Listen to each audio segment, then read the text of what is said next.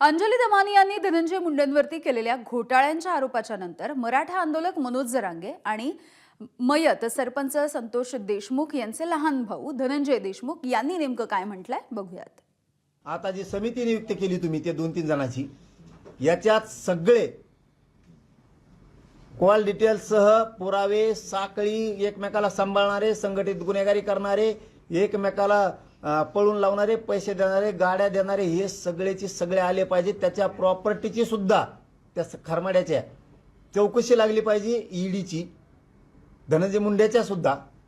हे पैसे आले कुठून, ही प्रॉपर्टी कशाची आहे, ही जी आता चौकशी नेमली, भ्रष्टाचार कुठं कुठं केलाय, कोणत्या योजनेत केलाय, हे सगळ्याचे सगळं अजितदादा आणि फडणवीस साहेब आताच्या चौकशीत आलं पाहिजे। सुरेश अण्णा आणि दमानी ताई हे जे बोलतायत ते त्यांच्या एवढी आम्हाला कुठलीच माहिती नाही, कारण आम्ही न्याय मागतोय, न्यायाच्या भूमिकेत आम्ही आहोत। तर त्यांनी केलेले वक्तव्य आहेत, त्यांनी दिलेले पुरावे आहेत, याची चौकशी झाली पाहिजे या मताचा मी आहे। नाही, पण ते मंत्रिपदाचा राजीनामा त्यांनी मागतायत, मग त्याचं त्यांनी दखल घेतली पाहिजे ना। आम्ही न्याय मागतोय, मंत्रिपदाची अडचण येते असं येत असेल तर ते दिसणारच आहे ना, समोर आल्यावर दिसणारच आहे, किंवा त्यांना दिसत असेल म्हणून ते मागतायत, तर चौकशी झाली पाहिजे।